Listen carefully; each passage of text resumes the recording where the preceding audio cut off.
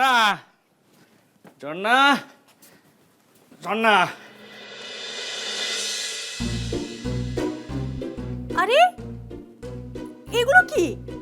হ্যাঁ এসব নিয়ে তুমি ভেতরে এসেছো কেন? তোমার কি মাথা ঠিক আছে? হ্যাঁ মাথা তো ঠিক আছে, কিন্তু এ কথা বলছো কেন ঝর্ণা? মা, আমি তোমাকে পরে ফোন করছি। আই, এগুলো কি? হ্যাঁ, হাঁস? জানো ঝর্ণা, জানো তো না হাঁস নয় কিন্তু একেবারে। যাও এক্ষুনি এগুলি বাইরে নিয়ে যাও। কি বলছো ঝর্ণা?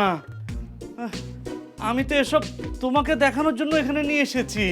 শোনো ঝর্ণা, একেবারে খাঁটি দেশি হাঁস। খাঁটি দেশি হাঁস তুমি একেবারে ঘরের ভেতরে নিয়ে এসেছো, রান্নাঘর নেই তো। না মানে মানে মানে মানে করছো কেন? আর তোমার না আমাকে মার্কেটে নিয়ে যাওয়ার কথা?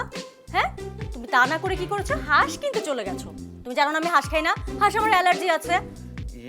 ঝর্ণা, তুমি কিন্তু ভুল বুঝেছো। হাঁস তো তোমার জন্য আনিনি। তাহলে কার জন্য? আমার সচিব ম্যাডামের জন্য। সেটা কাল সকালেও আনা যেত না? তা যেত ঝর্ণা, কিন্তু তাতে আমার চাকরিটা চলে যাওয়ার খুব সম্ভাবনা ছিল। ওই সচিব ম্যাডামের খুব শখ হয়েছে, সকালবেলায় ওই আটা রুটির সঙ্গে হাঁসের মাংসের ঝোল দিয়ে তিনি খাবেন। তুই রাতের বেলায় যদি এই মাংস ভিনেগারে ভিজিয়ে না রাখা হয় তাহলে না সেই রকম টেস্ট হয় না, বুঝেছো? সেজন্যই। তখন তো কত গল্প করলে ম্যাডামের কাছ থেকে গাড়ি নিয়ে আমাকে মার্কেটে নিয়ে যাবে। সব ফাঁকা বলি। দেখো ঝর্ণা,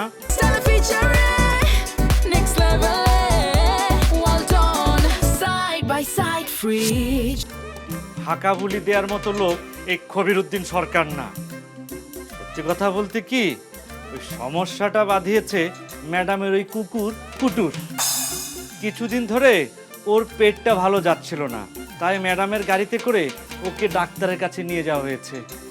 খুব ভালো, একটা কুকুরকে ডাক্তারের কাছে নিয়ে গেছে আর একটাকে বাজার করতে পাঠিয়েছে। ঝর্ণা, বাজার করতে মানে তুমি কোন কুকুরের কথা বলছো? কিছু না। ও, এই যে ঝর্ণা দেখো, হাঁস দুটো কেমন টলটল চোখে তাকিয়ে আছে।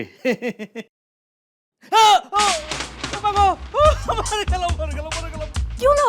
ও কি সাংঘাতিক কামড় বসিয়ে দিয়েছে। একদম ঠিক হচ্ছে, উচিত কাজ হচ্ছে। খবরটা চেঁচাবে না, চেঁচাবে না। আই!